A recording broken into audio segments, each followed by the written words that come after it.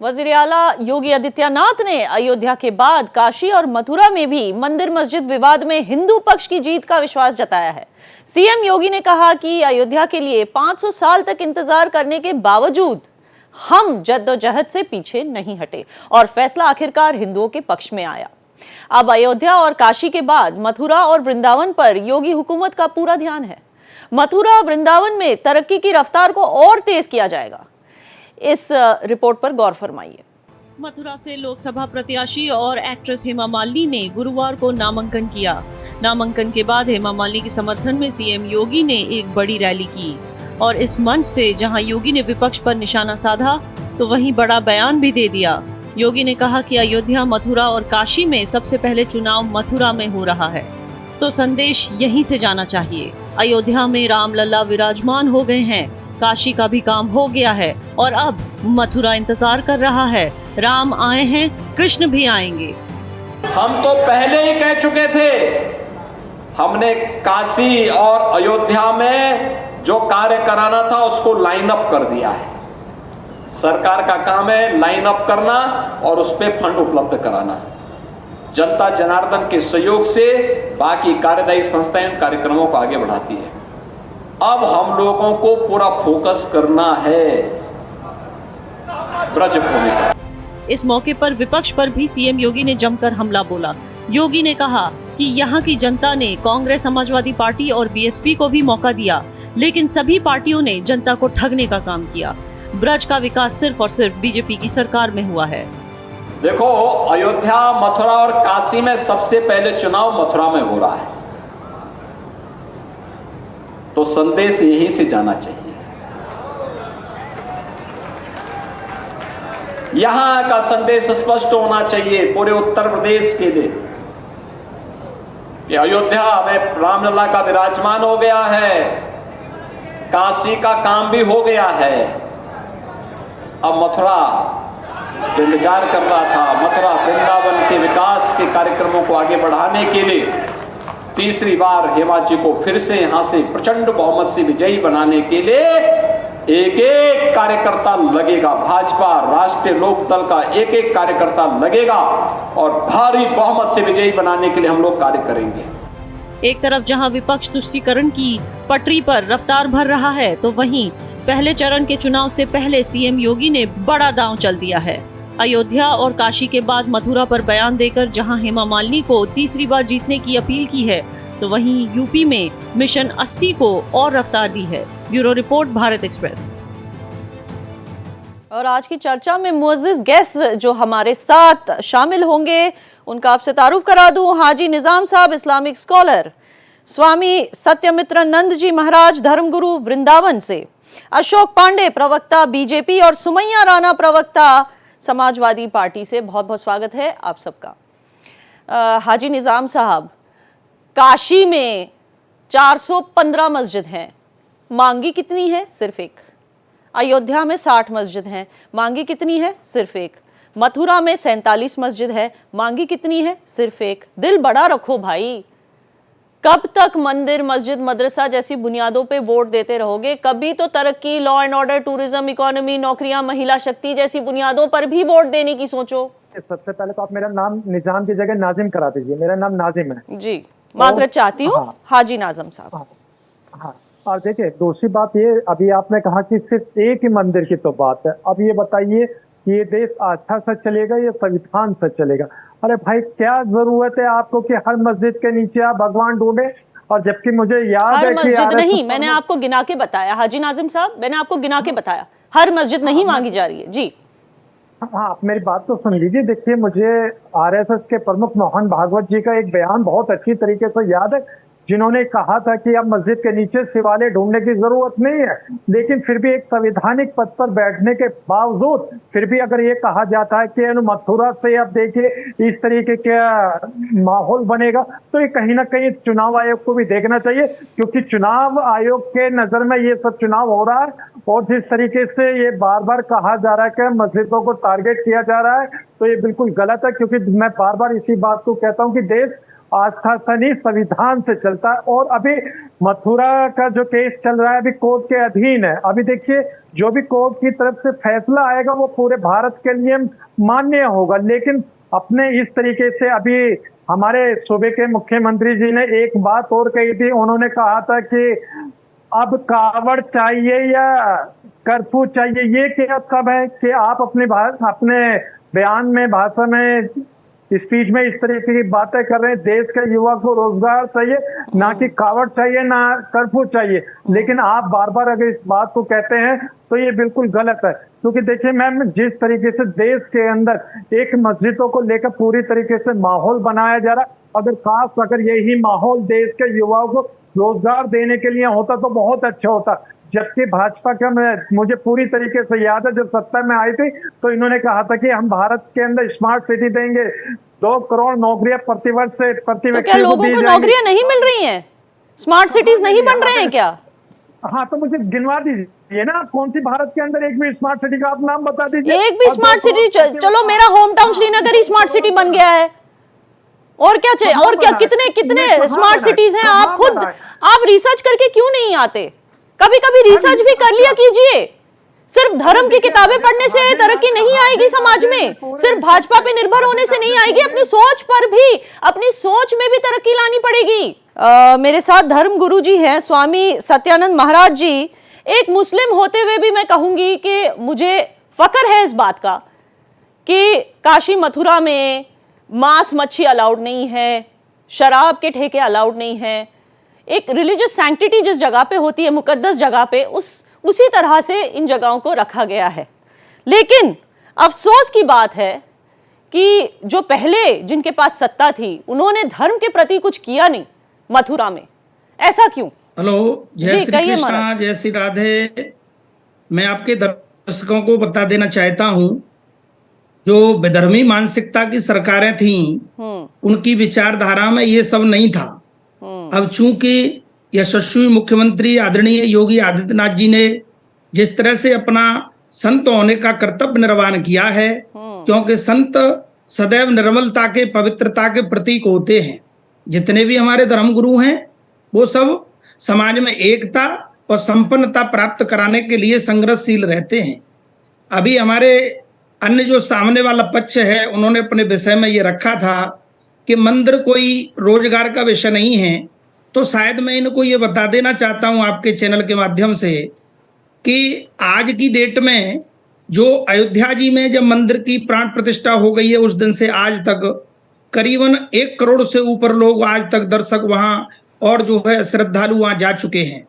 उसके अंदर सभी धर्मों के लोग, चाहे वो अपने रिक्शा चालक हों, चाहे वो ट्रेन चालक हों, चाहे वो फ्लाइट अपनी चला रहे हों, या जैसे भी जो कार्य हैं, एक प्रसाद बेचने वाले से लेकर के और वस्त्र और तमाम तरह की महाराज जी जैसे बांके बिहारी धाम को बनाने की बात की है योगी जी ने, जब वो भी बन जाएगा तो जाहिर बात है उससे भी इजाफा होगा उत्तर प्रदेश की इकोनॉमी में, स्पिरिचुअल टूरिज्म बढ़ेगा, जाहिर बात है उससे भी नौकरियां मिलेंगी।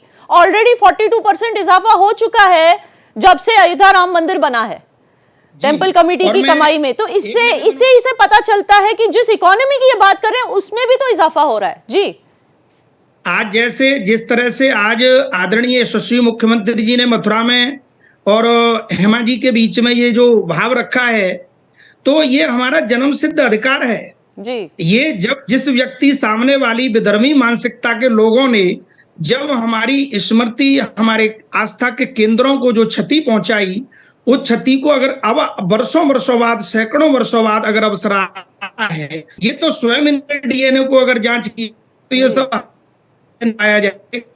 इन लोगों को तो और उल्टा हमारा सपोर्ट किए, हमारे पूर्वजों से कोई अपराधियां होगी। ये लोग विधर्मी मानसिकता क्यों बढ़ावा कर रहे? तो मैं आदरणीय यशस्वी मुख्यमंत्री महोदय को बहुत बहुत साधुवाद देता हूं। चूंकि आदरणीय न्यायालय में ये केस चल रहा है, ESI के माध्यम से दूध का दूध और पानी का पानी हो जाएगा। जैसा ज्ञानवापी में आपने देखा, वैसा ही मथुरा में जल्दी आपके पक्ष में निर्णयात्मक प्रक्रिया आएगी। तो हमें सरकार की अपेक्षा कोर्ट ने, आदरणीय न्यायालय ने हमें सारे अधिकार हिंदुओं को दिए हैं, वो भी मैं सबूतों के, और यही सबूत तो हमारे यही सबूत तो हमारे मथुरा जी में है। तो एएसआई के विपरीत उसमें जब मांग हम कर रहा है सनातन हिंदू, तो उस पर क्यों बार बार सामने वाले विधर्मी मानसिकता के लोग कानूनी कार्रवाई चल रही है, जद्दोजहद भी चल रहा है, और ये जो है सनातन को बचाने की बात, ये हर भारतीय की होनी चाहिए, सिर्फ हिंदुओं की नहीं है। बराह रास्त सुमैया राणा की तरफ रुख करते हैं डिबेट को जारी रखते हुए। सुमैया राणा जी, 2017 तक तो आप ही की सरकार थी ना समाजवादी पार्टी की मथुरा में, मगर मथुरा में विकास लाने का काम तो योगी सरकार में हुआ। मथुरा वृंदावन में तो कोई म्युनिसिपल कॉरपोरेशन ही नहीं था 2017 तक, जब तक वो ब्रज तीर्थ विकास परिषद नहीं बना। मथुरा में कोई डेवलपमेंट काउंसिल भी नहीं था। नौजवान हाथ में तमंचे लेकर चलते थे, आज टैबलेट लेकर चलते हैं, जैसे योगी जी बताते हैं। आवाम ये बदलाव देख सकती है क्या? सिर्फ इफ्तार पार्टियों पे जाने से सत्ता मिलेगी?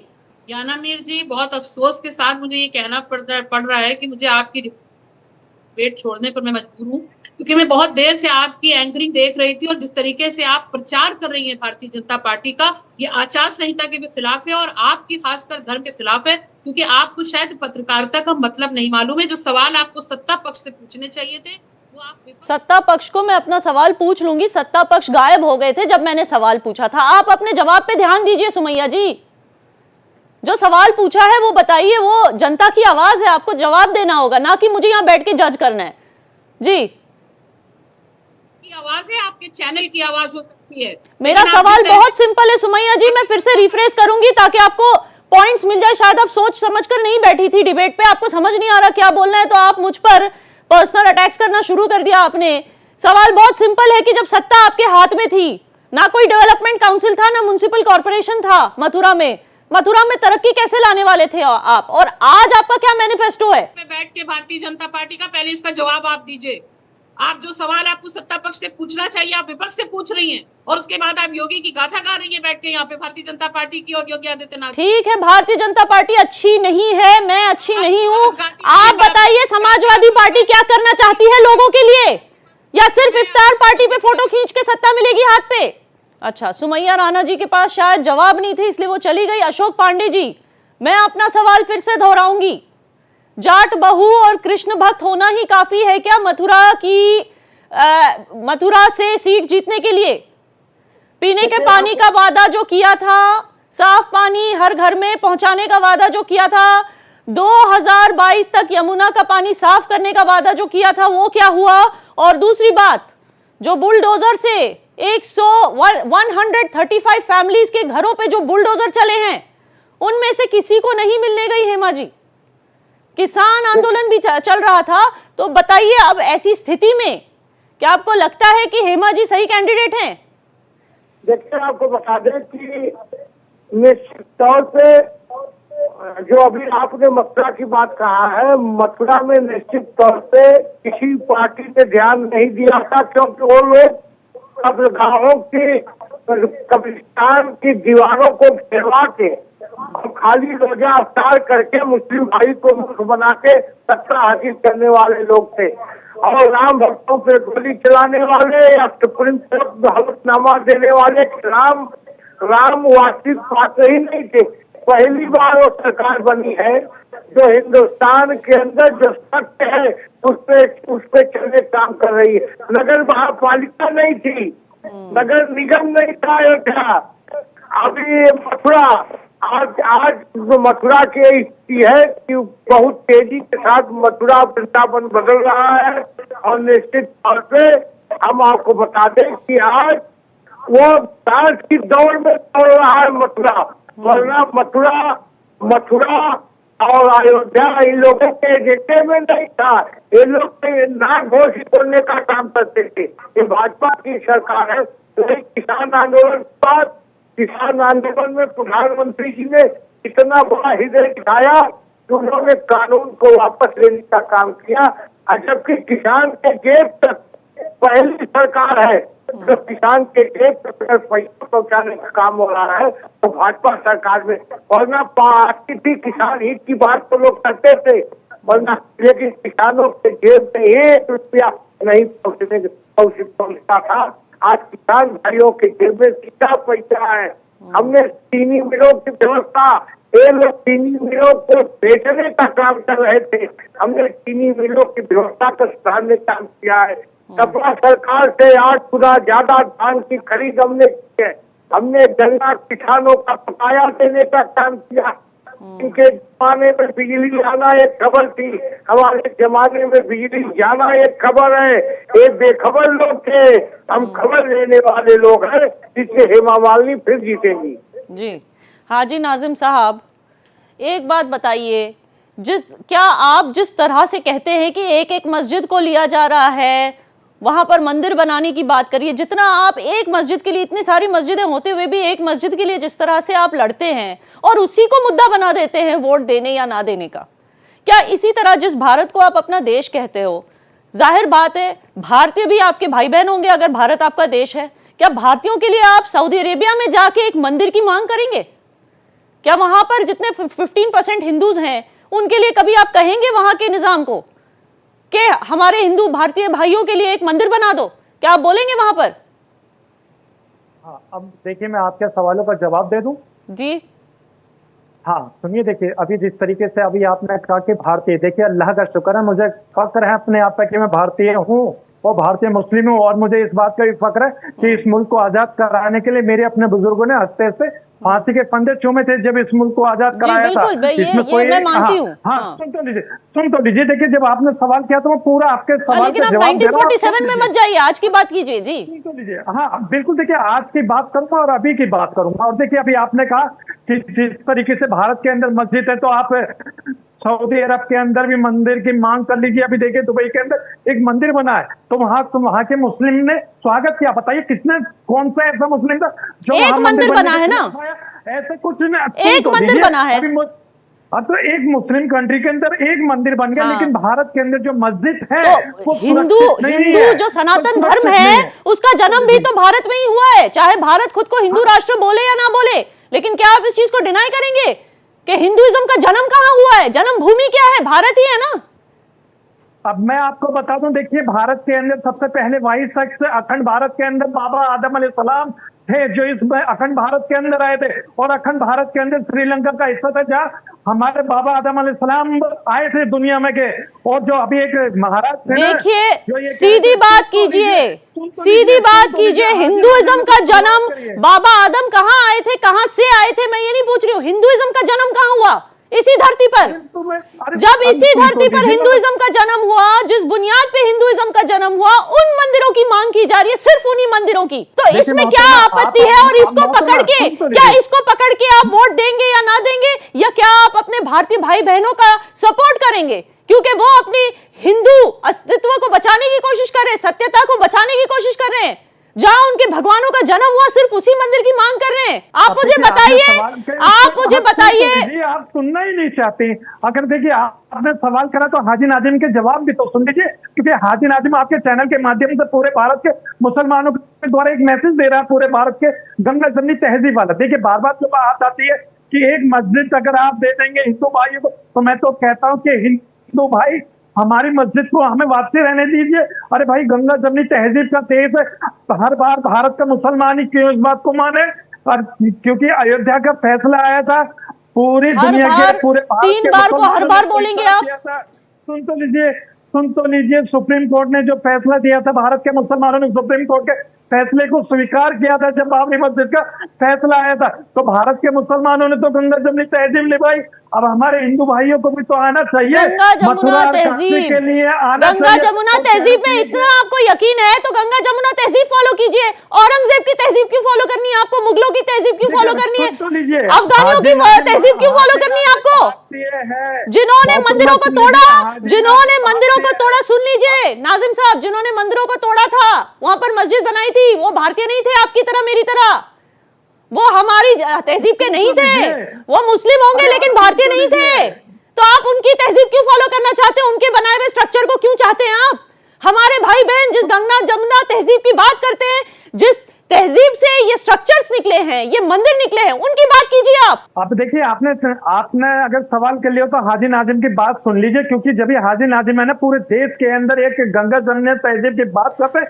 आखिरी अल्फाज 30 सेकंड में महाराज जी, मैं धर्मगुरु से सुनूंगी, मैंने आपको बहुत समय दे दिया बात करने का। स्वामी सत्यमित्र जी, आप आखिरी अल्फाज बताइए, क्योंकि आप एक धर्मगुरु हो, न्यूट्रल होके, निष्पक्ष होके बताइएगा कि किस तरह हिंदुइज्म का अस्तित्व भी रहे सोसाइटी में और लोगों के बीच तुष्टीकरण भी ना हो। देखिए, मैं आपके दर्शकों को अवगत करा देना चाहता हूं कि हमने गंगा जमुना तहजीब के तहत ही आज तक हमने अफगानिस्तान दिया, इराक ईरान दिए, पाकिस्तान दिया, बांग्लादेश दिया, ये भाईचारे के तहत हमने दिए, समझना। और जिन लोगों ने हमारे वहां लोग थे उनको पूरी तरह नष्ट कर दिया उस भाईचारे के तहत। तहजीब वालों ने हमेशा बड़ा दिल दिखाया। बहुत बहुत शुक्रिया आप सबका हमारे साथ जुड़ने के लिए।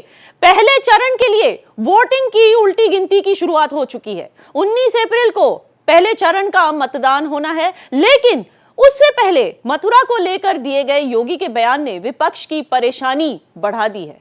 उत्तर प्रदेश की आवाम की आवाज में मैं याना मीर कहती हूं, आवाम ना मंदिर मस्जिद के विवाद में फंस के रहना चाहती है और ना ही हिंदू धर्म की सत्यता को मिटने देगी।